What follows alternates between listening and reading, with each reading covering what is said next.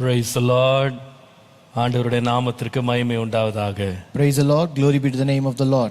இந்த காலை வேளையிலே மீண்டும் ஒரு முறை தேவனுடைய பிரசன்னத்திலே நாம் கூடி வரவும் அவருடைய பரிசுத்த வேதத்தை நாம் தியானிக்கவும் கர்த்தர் நமக்கு கொடுத்த இந்த அளவற்ற கிருபைக்காய் கர்த்தரை நான் மனப்பூர்வமாய் ஸ்தோத்திரிக்கிறேன். I once again thank God for giving us grace to come to His presence and to meditate His word on this morning hour. இந்த நாளிலேயும் கர்த்தர் புது கிருபைகளை தந்து அவர் வழிநடத்த உண்மை உள்ளவராய் இருக்கிறார். Even today the Lord is able to give us new mercies and lead us in faithfully.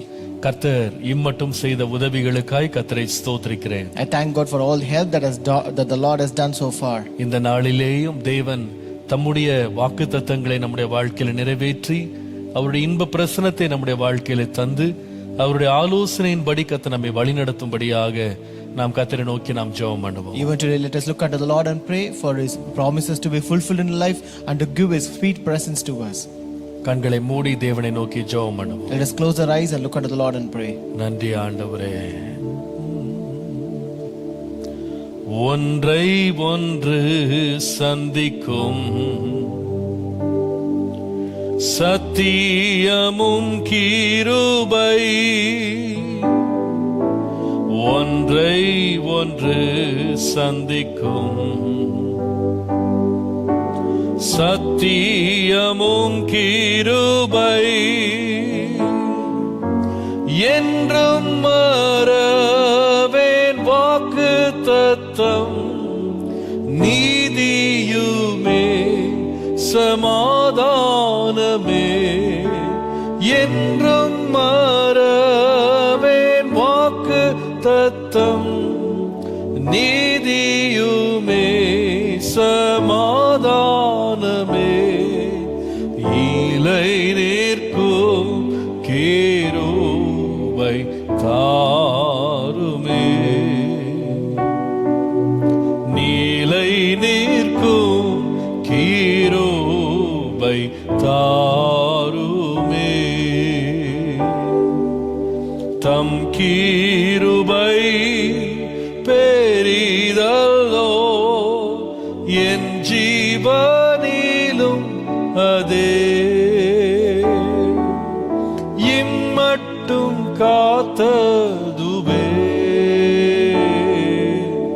இன்னும் தேவை கிருபை தாருமே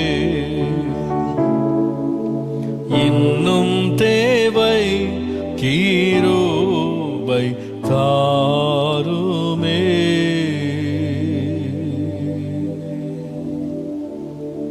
பரிசுத்தமும் இரக்கமும் உள்ள நல்ல பிதாவே உம்மை நன்றியோடு ஸ்தோத்திரிக்கிறோம். Our holy and merciful God, we thank you with a grateful heart. இந்த காலவேளையிலே நாங்கள் எங்களை உம்முடைய சமூகத்திலே முற்றிலும் தாழ்த்தி ஆண்டவரே எங்களை நாங்கள் படைக்கிறோம். Lord, this morning we completely humble ourselves and commit at your presence, Lord. இந்த காலவேளையிலே தேவனுடைய இன்ப பிரசன்னம் எங்களை மூடி ஆண்டவரே எங்களை இன்றைக்கு வழிநடத்தும்படி நாங்கள் ஜெபிக்கிறோம். Lord, this morning we pray that your sweet presence may cover us and lead us today, Lord. ஆண்டவரே இன்றைக்கு உம்முடைய வேதத்தின் மகத்துவங்களை நாங்கள் அறிந்து கொள்ளும்படி எங்கள் மனக்கண்களை திறந்தருளும். Lord, open the eyes of our heart today that we may behold the marvelous things of your word. எங்களோடு பேசும் ஆண்டவரே. Speak with us, Lord. எங்களை சந்தியும் ஆண்டவரே. Lord, meet us, Lord. எங்களை ஆண்டவரே ஒருமுறை கூட நீர் உம்முடைய சித்தத்தின்படி உருவாக்கும்படி நாங்கள் ஜெபிக்கிறோம் ஐயா. Lord, we also pray that you, Lord, once again, Lord, form and mold us according to your purpose, Lord. இன்றைக்கு ஆண்டவரே உம்மை நாங்கள் அறியவும் உம்முடைய வேதத்தை புரிந்து கொள்ளவும் ஆண்டவரே எங்களுக்கு கிருபையின் ஞானத்தையும் தாரும். Lord, give us mercy and wisdom to understand you, to know you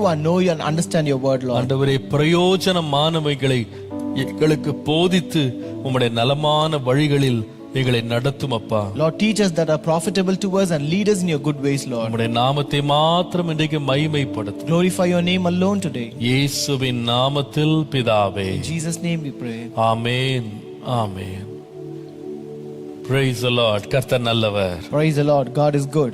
கர்த்தர் மீண்டும் ஒரு முறை நீதிமொழிகளிலிருந்து நாம் எடுத்துக்கொண்டிருக்கிற 180 தியானங்களில் நாம் பங்கெடுக்க தேவன் அளிக்கிற கிருபைக்காய் கர்த்தரை ஸ்தோத்திரிக்கிறேன். I once again thank God for giving us to take part in this 180 devotions from Proverbs. இவைகள் உங்களுக்கு ஆசீர்வாதமாய் இருக்கிறது என்று கர்த்தருக்குள்ளே நம்புகிறேன். I hope and believe in the Lord that these are a blessing to you. இந்த தியானத்திற்காக நீங்கள் வந்திருக்கிற சத்தியம் காஸ்பல் யூடியூப் சேனல் பார்க்கிறவர்கள், லைஃப் டிவி பார்க்கிறவர்கள், ஆர்க் டிவி பார்க்கிறவர்கள் நம்முடைய சபையினுடைய ஏசிய சர்ச் ஆவடி யூடியூப் மற்றும் ஃபேஸ்புக்ல பார்த்து கொண்டிருக்கிற உங்கள் அனைவரையும் இயேசுவின் நாமத்தில் அன்போடு வாழ்த்தி வரவேற்கிறேன். I once again greet and welcome all who are watching us through Satyam Gospel YouTube channel, Ark TV, Live TV, and also through ACA Avdi YouTube and Facebook channel. இந்த நாளும் கர்த்தர் உங்களுக்கு ஆசீர்வாதமாய் மாற்றி தருவாராக. May the Lord make this day a blessed day to you. இன்றைக்கு நான் தொடர்ந்து நீதிமொழிகளை குறித்து நாம் தியானிக்கலாம். So let us continue meditating from the book of Proverbs.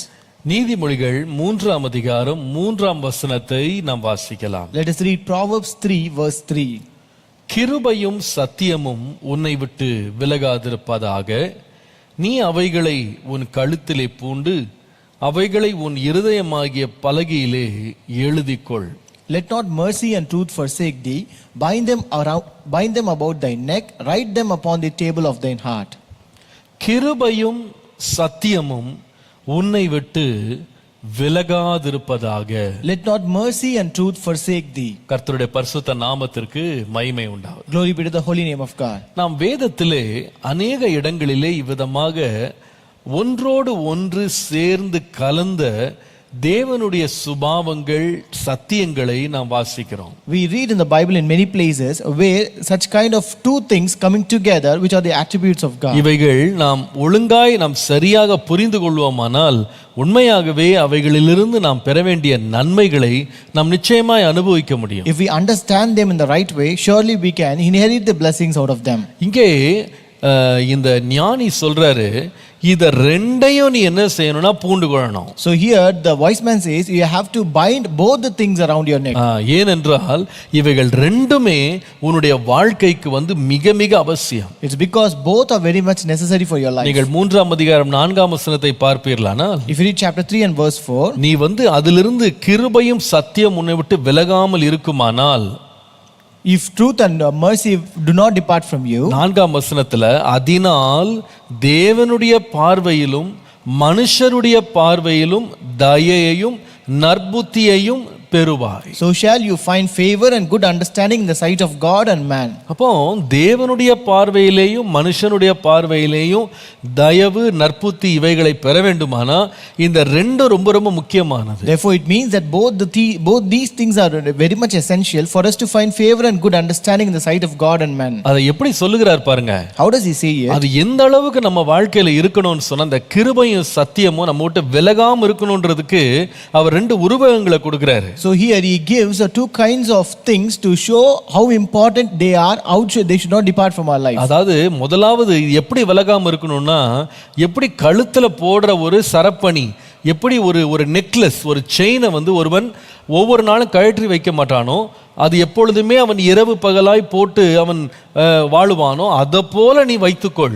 Like how a person wears a necklace or a chain around his neck where he will not take it away daily, similarly you should have both mercy and truth bind around your neck like a necklace. எப்படி அது அவனை அலங்கரிக்க பயன்படுத்துறோம், அவ்விதமா இது ரெண்டையும் அலங்காரமா வைத்துக்கொள். Like how you wear it out to decorate yourself, you are supposed to have these both to decorate yourself. எப்படி இந்த கழுத்திலே பூண்டுகிற ஒரு ஆபரணம் எப்படி எல்லாருடைய கண்களுக்கு தெரியுமோ, அதே போல உன்னுடைய வாழ்க்கை கூட எல்லாருடைய பார்வையிலேயும் இந்த கிருபையும் சத்தியமும் வெளிப்படணும். Like how an ornament that is worn around your neck is very evident to every person, similarly this mercy and truth should be seen by all people. வெளியில தெரியிறது மாத்திரம் இல்ல, it is not only seen outside, அவைகளை உள்ளான இருதயத்துல கூட எழுதி வைத்துக்கோன்னு சொல்றாரு. and he also says you should write them upon the table of your heart. இன்னொரு விதமா சொன்னா, உன் இருதயத்தை விட்டு, எண்ணத்தை விட்டு, உன்னுடைய வாழ்க்கையை விட்டு, உன் சுபாவத்தை விட்டு அது நீங்கவே கூடாது. And it means that in other words it should not depart from your life, from your heart, from your thoughts and from you.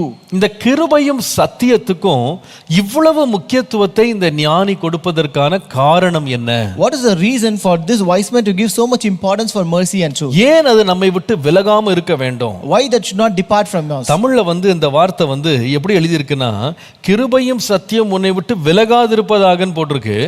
In Tamil it is written as let not mercy and truth depart from you. ஆனால் ஆங்கிலத்தில் எப்படி இருக்குன்னு சொன்னா ரொம்ப இன்னும் ஆழமா இருக்கு. அது சொல்லுது, இந்த கிருபையும் சத்தியமும் உன்னை கைவிடாதிருப்பதாகன்னு போட்டிருக்கு. But in English it says that let not mercy and truth forsake thee. கர்த்தருடைய நாமத்துக்கு மகிமை உண்டாவதாக. Glory be to the name of the Lord. இப்படி இது ரெண்டும் நம்மள விலகாம நம்மள கைவிடாம இருக்கிறதுக்கு ஏன் இவ்வளவு முக்கியத்துவம் இது கொடுக்கப்படுகிறது? Why so much of importance is given to mercy and truth that it should not be departed and it should not forsake us? மூன்று காரணங்கள். Three important reasons. முதலாவது எழுதி விளங்கிக் கொள்ளுங்க. ABC என்று சொல்லுகிறேன், ரொம்ப ஈஸியா நீங்க விளங்கிக் கொள்ளும்படியாக. I will list them as ABC for you to understand easily. முதலாவது என்னவென்றால், ஏன் இது முக்கியம் என்றால், Why it is so important? முதலாவது இது தேவனுடைய தன்மையாக இருக்கிறது. First, it is God's attribute. இது தேவனுடைய சுபாவமாக அல்லது அவருடைய தன்மையாக இருக்கிறது. It is God's attribute. கர்த்தருடைய நாமத்திற்கு மகிமை உண்டாவதாக. Glory be to the name of the Lord. நீங்கள் சங்கீதம் 86 சங்கீதம் 15 வசனத்தை வாசித்தால், If you read Psalm 86 verse 15,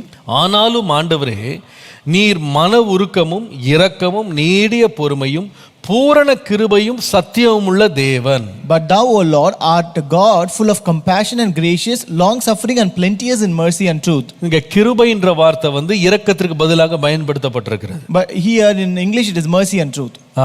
நீங்க தமிழ்ல பார்க்கும்போது பூரண கிருபை என்று எப்படி வாசிக்கலாம்னா, பூரண இரக்கமும் சத்தியமும் உள்ள தேவன். So here you can read it as a God full of plenteous in mercy and truth. கர்த்தருடைய நாமத்திற்கு மகிமை உண்டாவதாக. Glory be to the name of the Lord. தேவனுடைய தன்மை, தேவனுடைய சுபாவமே எப்படிப்பட்டதுன்னா, இரக்கம் அல்லது கிருபையும் சத்தியமும் நிறைந்த ஒருவராக வெளிப்படுகிறார். God's attribute or God's very nature is that he is seen as a God of mercy and truth. கர்த்தருடைய நாமத்துக்கு மகிமை உண்டாவதாக. Glory be to the name of the Lord. நீங்கள் சங்கீதம் 89 சங்கீதம் 14 வசனத்தை நீங்கள் வாசிப்பீர்களானால், If you read Psalm 89 and verse 14, நீதியும் நியாயமும் உம்முடைய சிங்காசனத்தின் ஆதாரம், கிருபையும் சத்தியமும் உமக்கு முன்பாக நடக்கும் என்று வாசிக்கிறோம். justice and judgment are the habitation of thy throne, mercy and truth shall go before thy face. அப்போ அவருடைய முகத்துக்கு முன்பாக, அவருக்கு முன்பாக செல்லுகிறது என்னன்னு கேட்டீங்கன்னா, கிருபையும் சத்தியமும். It means mercy and truth goes before his face. இது வந்து அவருடைய சிங்காசனத்தினுடைய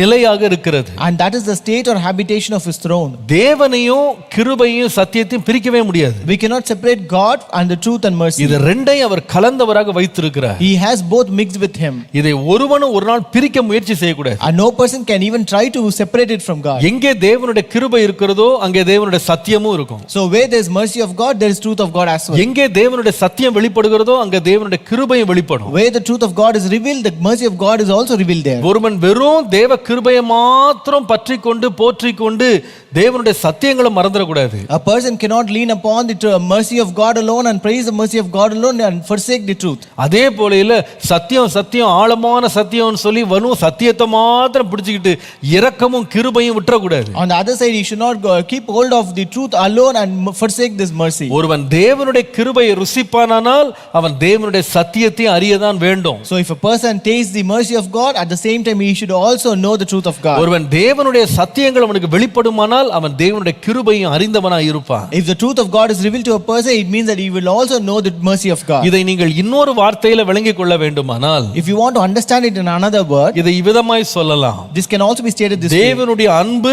தேவனுடைய கோபம். It is the love of God and the wrath of God.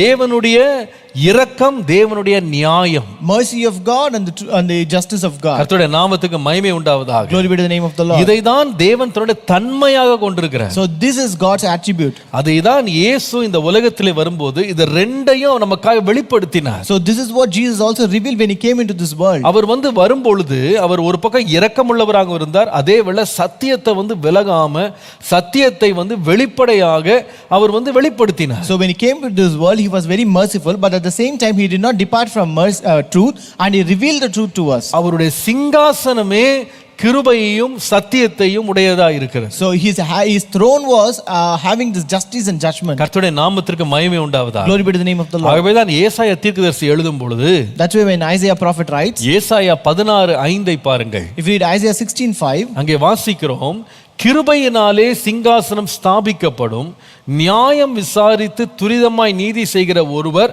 அதன் மேல் தாவீதின் கூடாரத்திலே நியாயாதிபதியாய் உண்மையோடே வீற்றிருப்பார். In mercy the throne will be established, and one will sit upon it in truth, in the tabernacle of David, judging and seeking justice and hastening righteousness. கவனித்தீங்களாங்க? Did you notice the word? கிருபையினால சிங்காசனம் நிலைத்திருக்கும் அல்லது ஸ்தாபிக்கப்படும். In mercy the throne will be established. ஆனா அந்த கிருபையை போய் பார்த்தீங்கன்னா அங்க என்ன வெளிப்படும் கேட்டீங்கன்னா, உட்கார்ந்து இருக்கிறவர் வந்து அவர் உண்மையோடே வீற்றிருப்பார், அல்லது சத்தியத்தோடே வீற்றிருப்பார். But when you look at the throne, you will find the one who sit upon it in truth. நீங்கள் சங்கீதம் 25:10 வாசிப்பீர்களானால், If you read Psalm 25:10, இதே போல தேவனுடைய தன்மை வெளிப்படுகிறது. so here also the attribute of God is revealed. கர்த்தருடைய உடன்படிக்கையும் அவருடைய சாட்சிகளையும் கைக்கொள்ளுகிறவர்களுக்கு அவருடைய பாதைகள் எல்லாம் கிருபையும் சத்தியமுமானவைகள். All the paths of the Lord are mercy and truth unto such as keep his covenant and his testimonies. கர்த்தருடைய பரிசுத்த நாமத்திற்கு மகிமை உண்டாவதாக. Glory be to the holy name of God. நீங்கள் அதே போல சங்கீதம் 57:3 வாசிப்பீர்களானால், If you read Psalm 57:3, என்னை விழுங்க பார்க்கிறவன் என்னை நிந்திக்கையில் அவர் பரலோகத்திலிருந்து ஒத்தாசை அனுப்பி என்னை ரட்சிப்பார்.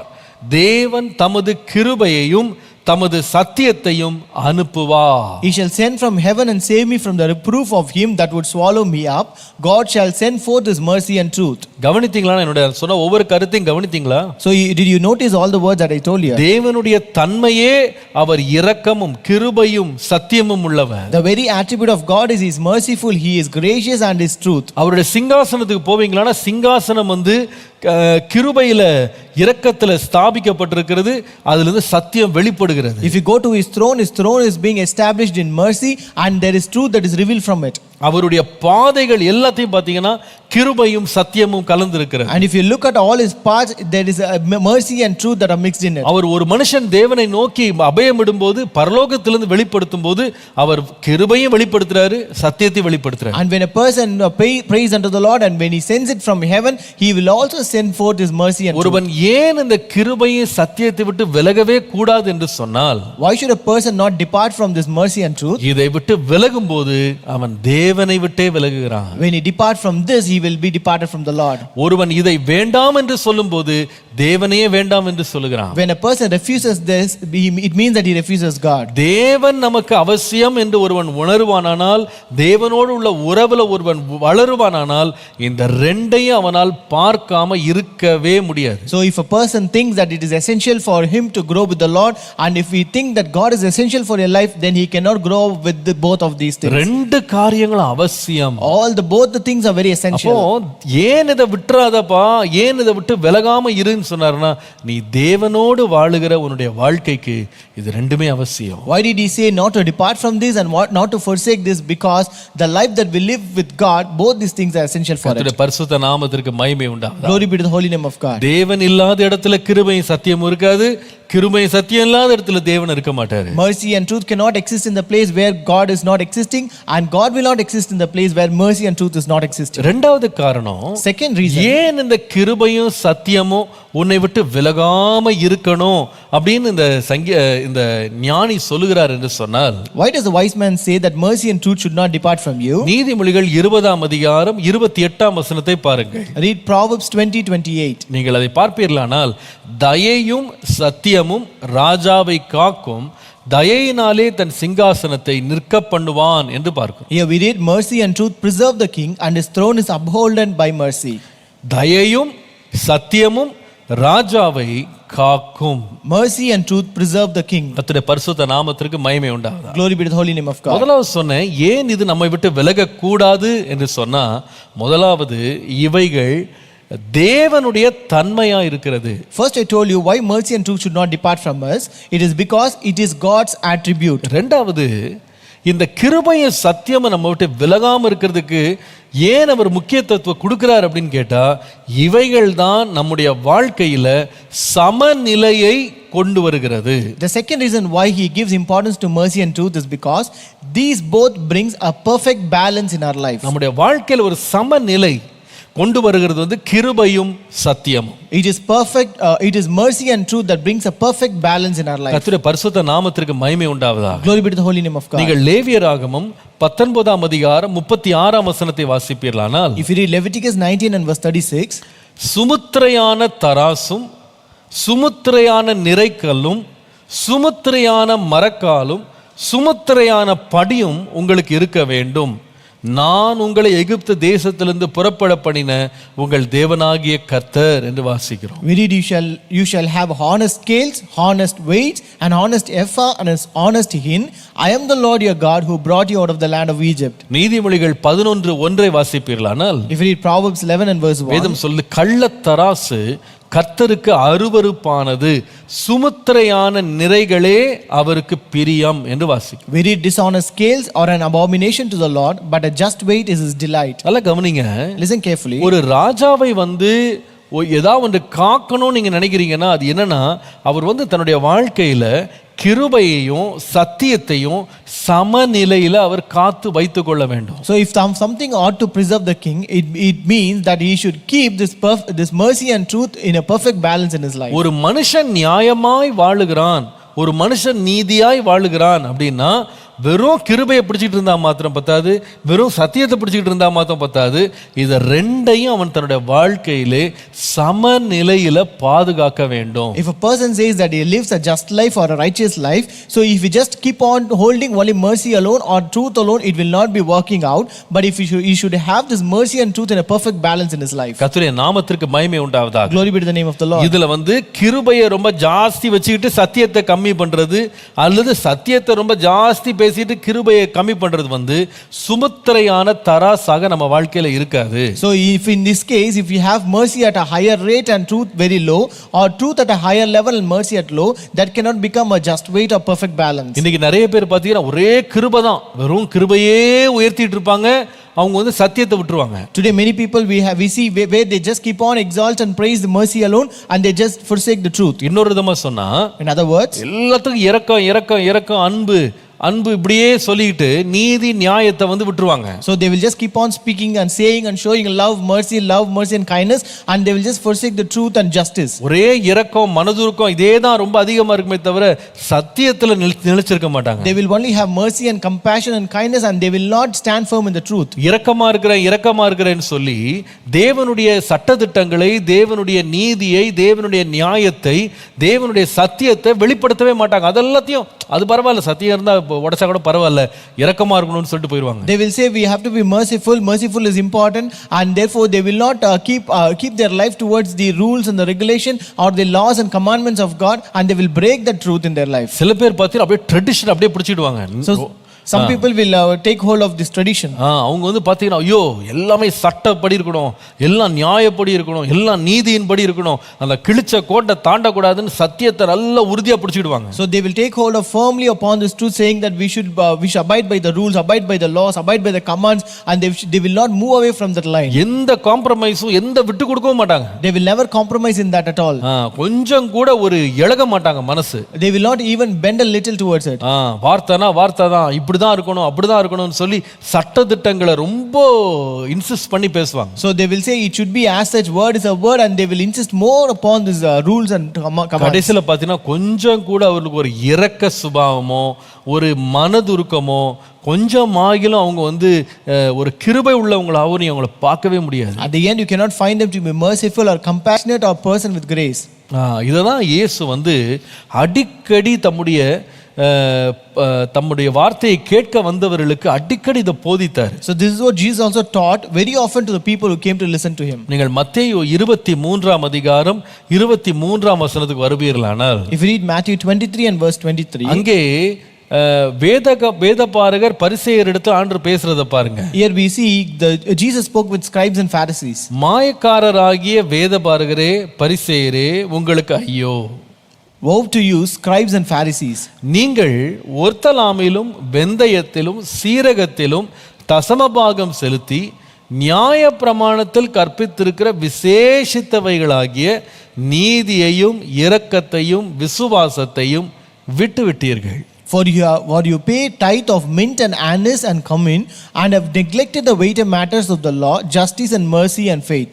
இவைகளையும் செய்ய வேண்டும், அவைகளையும் விடாதிருக்க வேண்டும். These you ought to have done without leaving the others undone. என்ன அழகா பேலன்ஸ் கொண்டு வராரு பாருங்க. How beautifully he brings the balance here. இங்க இருக்கிற பிரச்சனை என்னன்னா, what is the problem here? நீங்க உங்க கண்ணு முன்னாடி ஒரு தராசை நீங்க வச்சுக்கிடுங்களேன். You can have a weighing balance before you. ஒரு தராசுல என்ன இருக்குன்னு கேட்டீங்கன்னா, அங்க நியாய பிரமாணத்துல கற்பிக்கப்பட்டிருக்கிற பாருங்க வெந்தயம், ஒத்தலாம், சீரகம் இதுல உள்ள தசம பாகங்களை செலுத்துகிறது. On one side of the balance, you have all these tithes that the law says about tithes of mint, anise, and cumin. அதுல ஆண்டவர் கொடுக்க சொல்லிட்டார், நான் கொடுக்கிறேன் அப்படின்றது ஒரு பக்கம். So on one side you say the Lord has asked me to give, so I give it. You have it on one side of the balance. அதே தராசுல இன்னொரு பக்கம் நீங்க எதை வைங்கன்னு சொன்னா நீதி, இரக்கம், விசுவாசம். At the same time, on the other side of the balance, you place justice, mercy, and faith. இப்போ என்ன நடக்குதுன்னு கேட்டா, So what happens now? இந்த பரிசேயரும் வேத பாரகரும் என்ன பண்ணிடுறாங்கன்னா மனுஷர் காணும்படி கர்த்தருக்கு கொடுக்கிறவைகள் எல்லாம் கரெக்டா கொடுத்துறாங்க. So these scribes and Pharisees give all these things which they ought to give to God. That is evident to people. நியாயப்பிரமாணத்துல சொல்லிருக்கு கொடுக்கணும்னு சொல்லிருக்கு, நான் கொடுத்துருவேன். It is written in the law that we should give, so I give it to it. நான் இந்த கணக்க தீர்த்துருவேன்.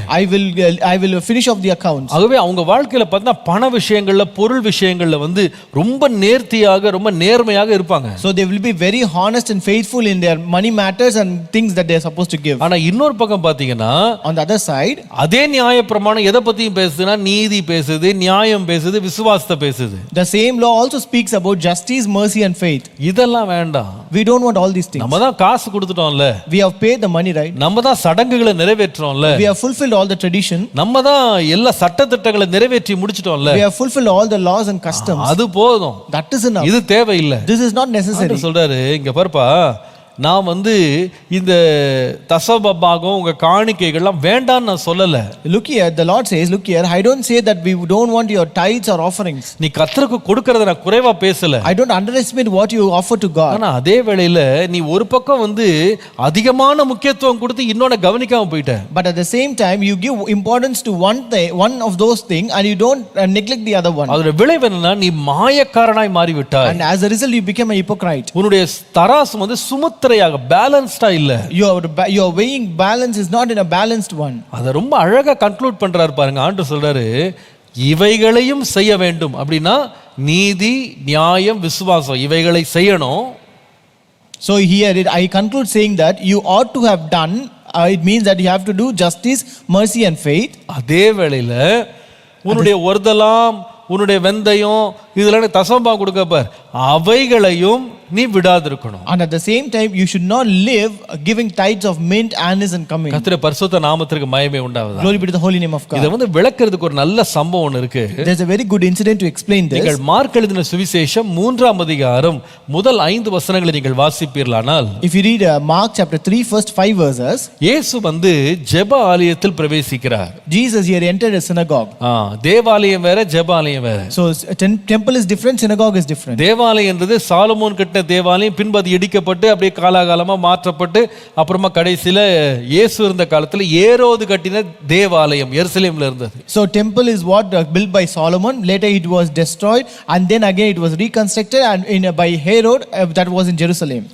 இயேசு வாழ்ந்த காலத்துல அதான் இருந்தது. So that remained in the times of Jesus. அப்போ தேவாலயம்ன்றது வேற, ஜெபாலயம்ன்றது ஒவ்வொரு ஊர்ல, ஒவ்வொரு கிராமத்துல, பட்டணத்துல அங்க வந்து ஜனங்கள் வந்து எப்பொழுதுமே தேவாலயத்துக்கு போக முடியாது, எருசலேமுக்கு போக முடியாதவங்க அவங்க அனுதினமும் என்ன பண்ணுவாங்கன்னா ஜெபாலயங்கள்ல வந்து கூடி ஜெபம் பண்ணுவாங்க. So synagogues are the worship centers that are present in every villages where people cannot go to temple that is present in Jerusalem always, so they will gather in the synagogue to worship the Lord. நாசரேத்திலே ஒன்று இருந்தது என்று வேதமே நமக்கு சொல்லுகிறது. Bible also says there was one synagogue in Nazareth. கர்த்தருடைய நாமத்துக்கு மகிமை உண்டாவதாக. Glory be to the name of the Lord. அது வந்து ஒரு நியாயாசனமாக கூட செயல்பட்டது. So that was also functioning like a judgment place. அது வந்து கோர்ட் மாதிரி கூட இருந்தது. It was like a court. நாங்க இஸ்ரவேலுக்கு போகும்போது நாசரேத் அப்படின்ற ஊரை வந்து அவங்க எக்ஸ்கவேட் பண்ணி அந்த இடத்துல வந்து இயேசு வாழ்ந்த காலத்துல எப்படி இருந்திருக்கும் அப்படின்னு சொல்லி அழகா விளக்கும்படியாக இந்த மாதிரி ஸ்ட்ரக்சர்ஸ் எல்லாம் கட்டி வச்சிருக்காங்க. So when I have been to Nazareth, they excavated the places and they showed how these places would appear, which was during the time of Jesus. அத பாத்தீங்கன்னா ஒரு மாதிரி பா ஷேப்ல இருக்கு, ஒரு ஸ்கொயர் ஷேப்ல பெஞ்ச் மாதிரி போட்டிருக்கு, எல்லாரும் அதுல உட்கார்றது மாதிரி, சுத்தி உட்கார்ற மாதிரி. So it was like a square shaped bench that is placed so that all the people can sit around. முன்னால இருக்கிற மேஜையில வந்து அந்த தோல் சுருள்கள் வந்து எப்பொழுது வாசிக்கணுமோ வாசித்து ஜெபம் பண்றது வேத வாசிப்பதெல்லாம் நடக்கும். And scrolls will be placed upon the table in the front, and reading the scrolls and prayer would happen as such. ஆனா நீங்க வந்து இந்த நியாயம் விசாரிக்கும் போது சுத்தி உட்கார்ந்து ஒவ்வொருத்தர் பேச இன்னொருத்தர் வந்து கேட்பதற்கான ஒரு அழகான ஒரு இடம் அங்க இருக்கும். So and you will find a place where everyone will sit around to look and hear about the cases there. இப்படி ஒரு ஜெபாலயத்துக்குள்ள இயேசு பிரவேசிக்கிறார். So Jesus enters such a kind of synagogue. அப்ப அங்க உட்கார்ந்து இருக்கிற ஒருவன் வந்து யாரா இருக்கிறான்னா சூம்பின கை உடையவனாய் இருக்கிறான். And there was a man who had a withered hand. அப்போ 3ஆம் வசனம் நீங்க 2ஆம் வசனம் பாத்தீங்கன்னா, if you read verse 2, இயேசு வந்து ஓய்வு நாளில் அவனை சொஸ்தமாக்கினால் அவர் பேரில் குற்றம் சாட்டலாம் என்று அவர் மேல் நோக்கமாய் இருந்தார்கள்னு போட்டிருக்கு. it is written, so they watched him closely whether he would heal him on the Sabbath, so that they may accuse him. இப்போ இதுல என்ன பிரச்சனைன்னு சொன்னா, what is the problem now? சொஸ்தமாக்குறது பத்தி பிரச்சனை இல்ல. It is not the problem of healing him. சொஸ்தமாக்குறது தப்பு இல்ல. It is not wrong to heal him. சொஸ்தமாக்குறது நல்லதுதான். It is always good to heal. ஆனா என்னைக்கு சொஸ்தமாக்க கூடாதுன்னா ஓய்வு நாள்ல சொஸ்தமாக்கிட கூடாது. But you should not heal on a Sabbath day. இன்னொரு விதமா சொன்னா, in other words, இங்க என்ன பிரச்சனைனா நாளா நிகழ்ச்சியா. So here the problem is between the day or the event. நாளா நன்மையா. So day or good. இவங்க என்ன பண்றாங்கன்னா இந்த நாளை பிடிச்சுக்கிட்டாங்க. So they kept to hold on to the day. அவங்க அது உறுதியா ஐயோ இது சட்டம். They are very firm in that this is a law. நாளை பிடிச்சுக்கிட்டு அவங்க என்ன சொன்னாங்கன்னா இந்த நாள்ல வந்து எந்த வேலையும் செய்யக்கூடாதுன்னு சொல்லியிருக்கு. So it is written that you should not do any work on Sabbath day. அப்போ சொஸ்தமாக்குறது கூட என்னதுன்னா வேலை தான். So it means healing is also a kind of work. அதெல்லாம் பெற விரும்புறவங்க கொடுக்க விரும்புறவங்க பெற விரும்புறவங்க கொடுக்க கூடாது, இன்னொருத்தர் வாங்க கூடாது. So a person who want to give healing or receive healing, he should not give or receive it on this day. அப்போ இவங்க ஒரு நியாயப்பிரமாணத்துக்கு ஒரு புது ட்விஸ்ட் ஒன்னு கொடுத்து இவங்க என்ன பண்றாங்கன்னா ஓய்வு நாள்ல இவர் சுகமாக்கவே கூடாது. So here they gave a twist to the law, and they said he should not heal on the Sabbath day. இவர் செஞ்சிட்டா இவர் மேல குற்றம் சுமத்தணும் அப்படினு காத்துட்டு இருக்காங்க. So they were waiting, if he heals him we may have to accuse him. அழகா இயேசு அதை வந்து கவுண்டர் பண்ணாரு பாருங்க. So here you can see how Jesus countered it. நீங்க 4ஆம் வசனத்தை நீங்கள் வாசிப்பீர்களானால், if you read verse 4, அங்க வாசிக்கிறோம், அவர்களை பார்த்து ஓய்வு நாளில் நன்மை செய்வதோ தீமை செய்வதோ ஜீவனை காப்பதோ அல்லது ஜீவனை அழிப்பதோ எது நியாயம் என்றார். Then he said to them, is it lawful on the Sabbath to do good or to do evil, to save life or to kill? வேதம் சொல்லுகிறது, அதற்கு அவர்கள் பேசாம மௌனமா உட்கார்ந்தாங்களாம். The Bible says, but they kept silent for that. அவங்களுக்கு ஒன்று புரிஞ்சிருச்சு, அவர் எங்கேயோ நம்மளை கொண்டு போறாருன்னு புரிஞ்சிருச்சு. They understood that he is taking them somewhere. நன்மை செய்யணும்னு சொன்னா பின்ன ஏன் அவனை சுகமாக்க கூடாதுன்னு கேட்டுருவாரு. So if he say that you have to do good, then why don't I heal him, he may ask it. தீமை செய்யலாம்னு சொல்லவும் முடியாது. And we can never say that we can do evil. ரெண்டுக்கும் நடுவுல மாட்டிக்கிட்டு உட்கார்ந்திருக்காங்க. Now they are in between both and they are caught now. ஒரு பக்கம் இந்த நியாயப்பிரமாணத்தை பிடிச்சிக்கிட்டு நன்மை செய்ய முடியாம உட்கார்ந்திருக்காங்க. On one side they are keeping hold on to the law and they are not able to do good. சத்தியம் சத்தியம் சத்தியம் பிடிச்சு கிருபையை கொடுக்க முடியல. So they say truth and they cannot do any merciful. ஆனா ஆண்டவர் என்ன சொன்னார்னா, அங்க பாருப்பா, இது வந்து நல்ல நாள், ஓய்வு நாள் வந்து நல்ல நாள். But the Lord said, this day of Sabbath is a good day. இந்த நாளை விட நன்மை செய்யறதுக்கு வேற ஏதாவது ஒரு நல்ல நாள் இருக்கா? And do you find any other day good than this day to do some good? அதனால ஓய்வு நாள்ல நன்மை செய்யணும்னு சொல்லி ஒரு பேலன்ஸ் கொண்டு வர்றார். Therefore he said we have to do good on the day of Sabbath, and he did a good there. அந்த மனுஷனை ஆண்டவர் அன்றைக்கு சுகமாக்கினார். And the Lord healed that man on that day. நிறைய வழியில பாருங்க, நம்முடைய சின்ன குறுகின மனதுல வந்து நம்முடைய குறுகிய கண்ணோட்டத்துல வந்து நிறைய காரியங்களை நம்ம அனாவசியமாகவே தவறாக பார்க்கிறோம், தவறா செய்றோம். So many times, because we have a very short perspective, we do things in a wrong way, and we also take things in wrong way. நம்ம நேரோ மைண்டட்னஸ்ல வெளியே வரணும். நம்ம we have to come out of that narrow mindedness. நம்ம வந்து அந்த தராசை வந்து சுமுத்திரையாக வைக்கணும். So we should have a perfect balance. இந்த நீதியும் இருக்கணும், சத்தியமும் இருக்கணும், அதே வேளையில இரக்கமும் கிருபையும் இருக்கணும். And we should have a truth as well, also mercy. கர்த்தருடைய நாமத்திற்கு மகிமை உண்டாவதாக. Glory be to the name of the Lord. இப்படி ஒரு பேலன்ஸ் நம்ம மெயின்டைன் பண்ணாதான் நம்முடைய வாழ்க்கை வந்து காக்கப்படும். Well, if you maintain such a kind of balance, our life will be protected. நம்முடைய வாழ்க்கை வந்து நன்மையை கொடுக்கும், நன்மையை பெறும். Our life will give good and also receive good. அதனாலதான் 61ஆம் சங்கீதம் 7ஆம் வசனத்தை நீங்கள் வாசிப்பீர்களானால், if you read Psalm 61 and verse 7, அவர் தேவனுக்கு முன்பாக என்றென்றைக்கும் நிலைத்திருப்பார், தயையையும் உண்மையையும் அவரை காக்க கட்டளையிடும். He shall abide before God forever, or prepare mercy and truth which may preserve him. அவனை காக்க வேண்டுமானா அதுக்கு தேவை தயையும் உண்மையும் அல்லது சத்தியமும். If he ought to preserve him, he need mercy and truth. நீதிமொழிகள் 14:22 வாசிப்பீர்களானால், If you read Proverbs 14:22, தீமையை யோசிக்கிறவர்கள் தவறுகிறார்கள் அல்லவோ நன்மையை யோசிக்கிறவர்களுக்கோ கிருபையும் சத்தியமும் உண்டு. do they not err that devise evil, but mercy and truth shall be to them that devise good. ஒருவன் நன்மை யோசிக்கிறான்னா அதுக்கு பின்பாக என்ன இருக்குன்னு சொன்னா கிருபையும் சத்தியமும் சமநிலை பிரமாணத்தில் இருக்கு. If a person devise good, then there is mercy and truth in proper balance. கர்த்தருடைய நாமத்துக்கு மகிமை உண்டாவதாக. Glory be to the name of the Lord. நம்முடைய வாழ்க்கையில ஆண்டவர் இதை நமக்கு போதிக்கணும் நம்ம விரும்பணும். And we should decide the Lord should teach this in our life. நம்ம இம்பேலன்ஸ்டா வாழவே கூடாது. We should not live an imbalanced life. நம்ம ஒரு சுமுத்திரையான வாழ்க்கை. We should live a balanced life. அதனால சில பேர் பாத்தீங்கன்னா ரொம்ப எக்ஸ்ட்ரீமா போயிடுவாங்க ஏதாவது ஒரு காரியத்துல. Some people will be going in extreme in any of one thing. சிலர் ஒரு காரியத்தை ரொம்ப முக்கியத்துவம் கொடுத்து இன்னொன்னு விட்டுருவாங்க. Some people will give importance to one but leave the other. இந்த கால்ல சொல்லணும், ஆண்டவரே என் வாழ்க்கையில இந்த சத்தியத்தின் கிருபையை நான் சமநிலையில வைக்கிறேன் ஞானத்தை தாரும். This morning we have to ask, Lord, give me wisdom to maintain a perfect balance between mercy and truth. கர்த்தருடைய நாமத்துக்கு மகிமை உண்டாவதாக. Glory be to the name of the Lord. இது நான் இப்படி மெயின்டைன் பண்ணாதான் இது என்னை பாதுகாக்கும். Only if I maintain it in a balanced way, it can protect me. இதுதான் என்னை நன்மையை கொண்டு வரும். It will fetch good to me. இது தேவனுடைய பார்வையிலேயும் மனுஷனுடைய பார்வையிலேயும் தயையை கொண்டு வரும். And it brings mercy and truth in the sight of men and also God. கர்த்தருடைய நாமத்துக்கு மகிமை உண்டாவதாக. Glory be to the name of the Lord. மூன்றாவது, ஏன் இந்த கிருபையும் சத்தியத்தையும் குறித்து ஏன் இந்த நீதிமொழிகள் இவ்வளவு முக்கியத்துவம் கொடுத்திருக்கு? So why does this proverb give so much importance to mercy and truth? முதலாவது சொன்ன தேவனுடைய தன்மையாக இருக்கிறது. First I told you it is God's attribute. ரெண்டாவது நாம் கவனித்தோம், ஏன் இது முக்கியத்துவம் பெறுகிறது என்றால் இது நம்முடைய வாழ்க்கையில சீரான ஒரு சமநிலையை கொண்டு வருகிறது. Next we saw it brings a perfect balance in our life. மூன்றாவது, ஏன் இந்த கிருபைக்கும் சத்தியத்துக்கும் இவ்வளவு முக்கியத்துவம் கொடுக்கிறாருன்னு கேட்டா, the third reason why he gives so much importance to mercy and truth, நீங்கள் சங்கீதம் 85:10 வாசிப்பீர்களானால், if you read Psalm 85:10, அங்கே ரொம்ப அழகான ஒரு வசனம் இருக்கு. it is a very beautiful verse. கிருபையும் சத்தியமும் ஒன்றை ஒன்று சந்திக்கும், நீதியும் சமாதானமும் ஒன்றை ஒன்று முத்தம் செய்யும்.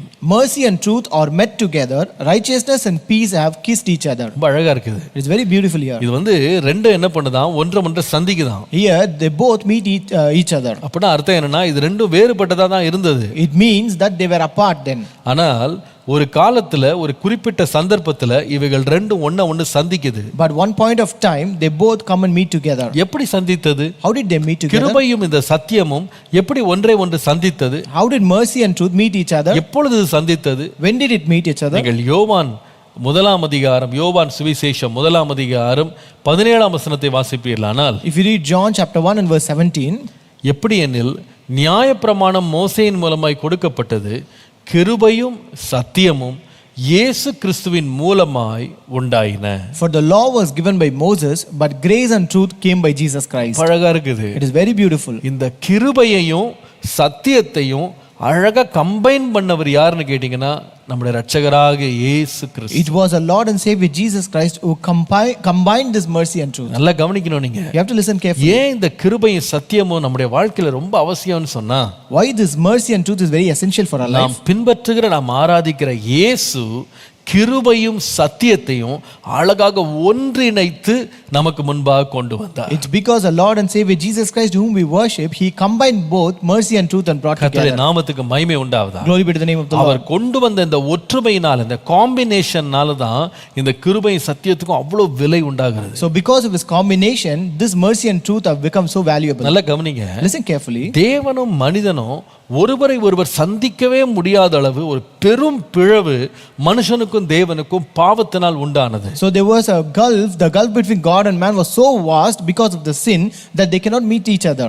அங்க பாருங்க, ஆண்டவர் இந்த இரக்கத்தை, இந்த ரட்சிப்பை நமக்கு கொடுக்கிறதுக்கு இந்த ரெண்டையும் அவர் ஒன்னு சேர்க்க வேண்டியதா இருந்தது. So for God to be merciful to us, he ought to combine both these things. ஒரு பக்கம் பாத்தீங்கன்னா தேவனுடைய இரக்கம் மாத்திரம் இல்லைன்னு சொன்னா மனுஷன் தேவனுடைய கோபாக்கினைக்கு முன்பாக நிற்கவே முடியாது. On one side, if there is no mercy of God, a man cannot withstand the wrath of God. தேவனுடைய கோபாக்கினை அவனை கொன்று போடும். The wrath of God will totally destroy him. தேவன் அண்டை சேரவே முடியாது. He cannot draw near to God. ஏன்னா அவர் பட்சிக்கிற அக்கினியா இருக்கிறார். Because he is a consuming fire. அவர் பாவத்தை பார்க்க மாட்டாத சுத்த Kannan. And he is a God who will not look at the sin. அவர் வந்து நீதியை நடப்பிக்கிறவர். And the God who work out righteousness. தீட்டானது ஒன்று அவர்கிட்ட பிரவேசிக்க முடியாது. And nothing defiled cannot enter him. அப்போ அவருடைய இரக்கம் ரொம்ப ரொம்ப தேவை. Therefore his mercy is very much essential. அவர் இரக்கம் மாத்திர காட்டலாம், ஒருவனும் தேவனுடைய பிரசன்னத்தில் நிற்கவே முடியாது. So if he doesn't show mercy, no one can stand in the presence of God. ஆனா இன்னொரு பிரச்சனை இருக்கு. But there's one more problem. இரக்கத்தை மட்டும் காமிச்சிட்டு இருக்க முடியாது. ஏன்னா இன்னொரு பக்கம் சத்தியம் சொல்லுது, நீங்க சத்தியத்தையும் நீங்க நிலைநாட்டுங்கன்னு சொல்லுது. So you cannot keep on showing mercy alone, because on the other side it says you should also establish truth. சத்தியத்தை வந்து விட்டுற கூடாது. You should not forsake truth. நீங்க நியாயத்தை நிலைநாட்டுங்க. You have to establish justice and நீங்க truth. எப்படி வந்து அவனை விட்டுறலாம்? How can you leave him? அவன் செய்த தப்புக்கு நீங்க தண்டனை கொடுக்கணும். You have to punish him for the sin that he commits. எப்படி நீங்க அவனை வந்து ஃப்ரீயா விட்டுருவீங்க? How can you let him free? எல்லாரும் இப்படி விட்டா அர்த்தம் என்ன? So what will happen if you let free everyone? எப்பதான் இந்த நியாயம் நடக்கும்? So when there will be that truth and justice? நியாயம் எப்பதான் நீங்க நிலைநாட்ட போறீங்க? So when you will establish justice? அப்போ ஒரு பக்கம் சத்தியம் கூப்பிடுது. So on one side this truth is calling. இந்த நீதியை நிறைவேற்றுங்க. You have to fulfill this justice. நியாயத்தை நிறைவேற்றுங்க. You have to fulfill the righteousness. அவனுடைய பாவத்திற்கு தக்க தண்டனை நீங்க அவனுக்கு கொடுத்து தான் ஆகணும். And you are supposed to give him the punishment for his sin. அவன் நீங்க விடக்கூடாது. You should not spare him. அவன் எப்படி நீங்க நிரபராதியாக்கலாம்? How can you leave him in injustice? சத்தியம் ஒரு பக்கம் கூப்பிடுது. The truth is calling out. இன்னொரு பக்கம் இரக்கம் சொல்லுது, இல்ல பாவம் அவனை நம்ம மன்னிச்சிரோம். On the other side mercy says, it is pitiful, let us leave him and forgive him. அவன் தகுதி இல்லாதவன் தான். He is unworthy. ஆனா விட்டுருங்க அவனை. But let us leave him aside. இப்போ ஆண்டவர் என்ன பண்றாருன்னா, ஒரு பக்கம் நீதியும் இருக்கு, இன்னொரு பக்கம் சத்தியமும் இருக்கு, இன்னொரு பக்கம் வந்து இரக்கமும் கூப்பிடுது. So now we have a truth on one side and on the other side mercy is calling. அதனால ஆண்டவர் என்ன பண்ணார் தெரியுமா? So what did the Lord do? ரெண்டையும் இயேசு கிறிஸ்துவுக்குள்ள ஆண்டவர் இதை ஒரு சேர பண்ணினார். The Lord combined both these things in Christ. எப்படி கம்பைன் பண்ணாரு? How did he combine it? இயேசு கிறிஸ்துவின் மூலமாக தம்முடைய ஜனங்கள் மேல ஆண்டவர் இரக்கத்தை தந்தார். The Lord gave mercy upon his people through Jesus Christ. அவர் மூலமாய் நமக்கு பாவ மன்னிப்பை தேவன் நமக்கு ஈவாக தந்தார். The Lord gave the redemption and forgiveness of sin as a gift to us through him. ஆனா இன்னொரு பக்கம் சத்தியம் கூப்பிடுது பாத்தீங்களா? But on the other side when the truth is calling out. இன்னொரு பக்கம் நியாயம் கூப்பிடுது பாத்தீங்களா? On the other side where the justice is calling. அது என்ன பண்ணார் தெரியுமா? What did he do for that? அந்த நியாயத்தை, அந்த கோபாக்கினையை தன்மேல் ஏற்றுக்கொண்டார். So that the justice or that wrath he took it upon himself. இதோ உலகத்தின் பாவத்தை சுமந்து தீர்க்கிற ஆட்டுக்குட்டி. Here comes a lamb that takes away the sins of this world. கர்த்தருடைய நாமத்துக்கு மகிமை உண்டாவதாக. Glory be to the name of the Lord. அப்போ நம்முடைய இரட்சகராகிய இயேசு கிறிஸ்துவை குறித்து வாசிக்கிறோம். We read about our Lord and Savior Jesus Christ. நமக்காக நொறுக்கப்பட்டார். He was oppressed for us. நம்மேல் வர வேண்டிய ஆக்கினை தீர்ப்பு அவர் மேல் வந்தது. The damnation or the wrath that ought to be come upon us has come upon him. சிலுவையில தொங்கி மரித்தது காரணம் என்னன்னா, தேவனுடைய நியாயம் சொல்லுது, தேவனுடைய சத்தியம் சொல்லுது, பாவம் செய்கிற ஆத்துமா வந்து நிச்சயமா தண்டிக்கப்படும், அது மரணத்தை சந்திக்கணும். The reason why he hanged on the cross is died because the Bible says a soul that sins shall surely die and it is worthy of punishment. அதனால தான் சிலுவையில தொங்கிட்டு உலகத்தின் பாவத்தை தாமேல சுமந்துக்கிட்டு இயேசு வாயை திறந்து சொன்ன வார்த்தை என்னன்னா, இவர்கள் செய்வது இன்னதென்று அறியாம செய்றாங்க, அவர்களுடைய பாவத்தை அவர்கள் மேல் சுமத்தாதிரும்.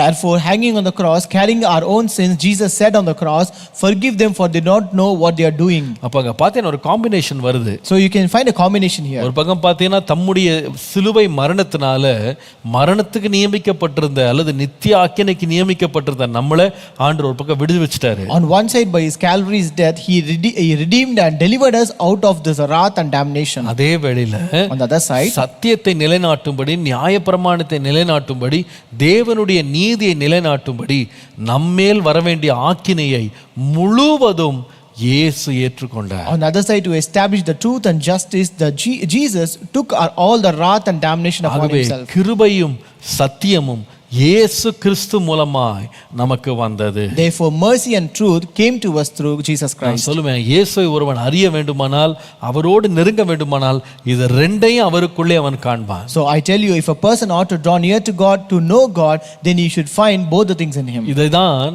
நீங்கள் நீதிமொழிகள் 16ஆம் அதிகாரம் 6ஆம் வசனத்துல வாசிக்கலாம். So this is what you can read in Proverbs 16 and verse 6. கிருபையினாலும் சத்தியத்தினாலும் பாவம் நிவிர்த்தியாகும். By mercy and truth, iniquity is purged. Hallelujah. Hallelujah. அப்ப எப்படி பாவம் நிவிர்த்தி ஆகும்னு சொன்னா, கிருபையும் சத்தியமும் ஒன்றாய் இணையும் போது. So when mercy and truth combine together, our iniquity will be purged. இதுல நம்முடைய வாழ்க்கை சுத்திகரிக்கப்படும். Our life will be sanctified in நான் this. சொல்லுவேன், நம்ம கிருபையும் சத்தியமும் அப்படின்றது இது தேவனுடைய தன்மையாக மாத்திரம் அல்ல. So I could tell this mercy and truth is not only a God's attribute. இந்த கிருபையும் சத்தியம் என்பது நாம மற்றவர்களுக்கு வழங்குகிற தராசில நிறுத்தப்பட்ட நியாயம் மாத்திரம் அல்ல. So this mercy and truth is not only a perfect balance that we maintain and give to others. நான் சொல்லுவேன், இந்த கிருபையும் சத்தியமும் நம்முடைய வாழ்க்கையை மாற்றணும். So I could tell you this mercy and truth should also change our life. இந்த கிருபை என்ன செய்யணும்னா, நம்மை நன்றி உள்ளவர்களாய் தேவனுக்கு முன்பாக நிறுத்தணும். This mercy should make us thankful and grateful before the Lord. இந்த சத்தியம் இயேசுவை நோக்கி பார்க்க பண்ணணும். This truth should make us to look unto the Jesus. ஆண்டவரே, Lord, உம்முடைய நியாய தீர்ப்பு உம்முடைய குமாரனாகிய இயேசு கிறிஸ்து மேல் விழாமல் இருந்தால் நான் இன்றைக்கு ரட்சிக்கப்பட்டிருக்க மாட்டேன். Lord, if your judgment would have not fallen upon your son Jesus Christ, I would have not been saved now. எனக்காக மரித்து உம்முடைய நீதி எனக்கு தந்த உம்மை நான் நோக்கி பார்க்கிறேன். Lord, I look unto you who died for me and who gave your righteousness to me. ஆண்டவரே, நீர் எனக்காக உம்முடைய சத்தியத்தை வெளிப்படுத்தினீர். Lord, you reveal your truth for me. உம்முடைய நீதியை நிலைநாட்டினீர். Lord, you established your justice. என் மேல் வரவேண்டிய ஆக்கினை தீர்ப்பை உம்மேலே ஏற்றுக்கொண்டீர். Lord, you carried out the wrath that should come upon me, Lord. அவரை நோக்கி பார்த்த முகங்கள் பிரகாசம் அடைந்ததுன்னு பார்க்கிறோம். We read all, and all those who looked up to him were brightened. ஆண்டவரே, என்னுடைய நீதியினால் நான் நிக்கல. Lord, I don't stand by my நீரே justice. எனக்கு நீதியாக மாறிட்டீர். Lord, you have become my righteous. Lord. உம்முடைய சத்தியம் என்னை விடுதலையாக்குகிறது. Lord, your truth delivers me. அதே வேளையில At the same time, உம்முடைய இரக்கத்தினால் by your mercy, உம்மண்டை நான் இழுக்கப்படுகிறேன். I am drawn towards you. உம்மை நெருங்கி வர முடியும். I'm able to draw near அந்த to you. கிருபையும் சத்தியமும் என்னுடைய பாவங்களையும் நிவிர்த்தியாக்கி விட்டது. And this mercy and truth have also purged my sin. இந்த காலையில நீங்க சொல்லுவீங்களா? Can you tell this morning? ஆண்டவரே, இந்த கிருபையும் சத்தியமும் என்னை வழி நடத்தட்டும். Lord, let this mercy and truth lead me, Lord. கண்களை மூடி நாம் தேவனை நோக்கி பார்ப்போமா? Let us close our eyes and look unto the Lord. ஆண்டவரே, Lord, இந்த கிருபையும் சத்தியமும் என்னுடைய பாவங்களை நிவிர்த்தியாக்கட்டும். Lord, let this mercy and truth, Lord, purge my இந்த sins, Lord. கிருபையும் சத்தியமும் என்னுடைய தராசாக மற்றவர்களுக்கு நான் வழங்குகிறதாக இருக்கட்டும். Lord, let this mercy and truth be my perfect balance that I offer to others, இந்த Lord. கிருபையும் சத்தியமுள்ள தேவன் என்னோடு தங்கி இருக்கட்டும். Let the Lord who got this attribute of mercy and truth stay with me, Lord. அன்பின் ஆண்டவரே, உம்மை நன்றியோடு நாங்கள் ஸ்தோத்திரிக்கிறோம். Our loving God, we thank you with a grateful உம்முடைய heart. இரக்கங்களுக்காக நாங்கள் நன்றி Lord, செலுத்துகிறோம். we thank you for your mercies, Lord. ஆண்டவரே, இந்த காலை வேளையிலே கர்த்தாவே, நாங்கள் உம்முடைய வேதத்தை தியானிக்க எங்களுக்கு கொடுத்த கிருபைக்காக நன்றி. Lord, thank you for giving us grace to meditate your word this morning, Lord. ஆண்டவரே, இந்த காலை வேளையிலே கர்த்தாவே, நீர் எங்களுக்கு வெளிப்படுத்தி கொடுத்த உம்முடைய கிருபைக்காக, உம்முடைய சத்தியத்திற்காக நன்றி. Lord, thank you for the mercy and truth that you have revealed this morning to us, Lord. ஆண்டவரே, இவைகளால் நீர் எங்களுக்கு வைத்திருக்கிற தயவுக்காக நன்றி. Lord, thank you for the favor that you have kept through this, Lord. இவைகளால் நீர் எங்களுக்கு கொடுக்கிற பாதுகாப்புக்காக நன்றி. Lord, thank you for the protection that you are offering to this, நீர் Lord. கொடுக்கிற மேன்மைக்காக நன்றி. Thank you for your exaltation through this, Lord. இயேசுவே, உம்முடைய கிருபை எங்களை தாங்கட்டும். Lord, let your grace uphold us, Lord. ஆண்டவரே, உம்முடைய சத்தியம் எங்களை வழிநடத்தட்டும். Lord, let your truth lead us, Lord. இவைகள் எப்பொழுதும் எங்களோடு தங்கி இருக்கட்டும். Lord, let them always be with us, Lord. எங்களை வழிகாட்டி எங்களை பிரகாசிக்க செய்த ஆசீர்வாதம். Lord, let it lead us and Lord shine us and bless us, Lord. உம்முடைய நாமத்தை எங்கள் வாழ்க்கையில மகிமைப்படும். Let your name be magnified in our life. இயேசுவின் நாமத்தில் பிதாவே. In Jesus' name we pray. Amen. Amen.